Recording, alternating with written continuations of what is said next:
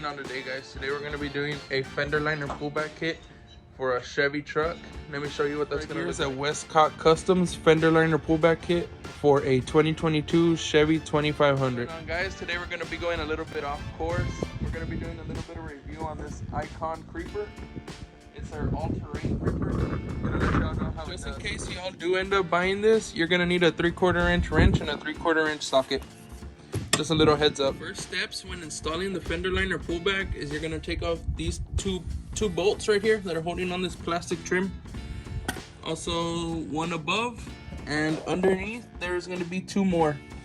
And whenever you're pulling on this part, be very careful, because as you can see I broke this piece off, but it's literally just held on with glue. I think I'm gonna glue it back and I think it'll work just fine.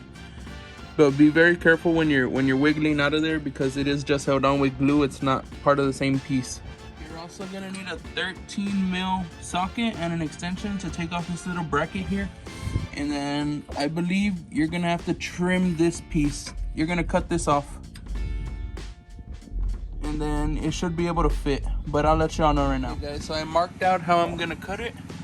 I came down here and did a squiggly line with a Sharpie, because this is going to be your mounting hole for the fender liner pullback, and I'm just going to use a die grinder. I was able to make the cut down there following my crooked fucking line, and I took off this whole chunk of metal right here. I'm just going to put a little bit of spray paint so nothing rusts or anything, and clean up the edge a little bit. Right after I made the cut, I just painted it up. I didn't have any white paint, so I just used a little bit of black paint. Try to be as careful as I could. I put it on a little rag and then I just dabbed it on there instead of spraying it, so it doesn't get everywhere. I forgot to show you all how to cut the plastic part. This is how it sits on the truck. This is the passenger side. And what I did is that one little bolt hole in the back, I went down from there, made a little bit of a kind of a curved cut, straight down. And on the other side, I cut down, made a little radius, and then followed it down. That's how I cut the plastic. I used a razor blade, a box cutter, and I think it cut it pretty good. This is the little overview at the end of the install. It's relatively easy once you get going.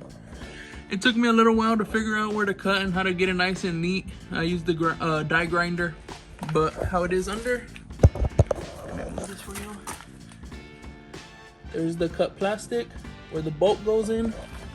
Here's a little front view for you. There it is, how it sits. It pulls the fender back about an inch and a half, and it should fit 37s. I'll post an update whenever I do get the 37s on there. A little update on that creeper. I highly recommend it, especially for bigger guys. It's really comfortable and it does not get stuck on zip ties. Overall, I do recommend.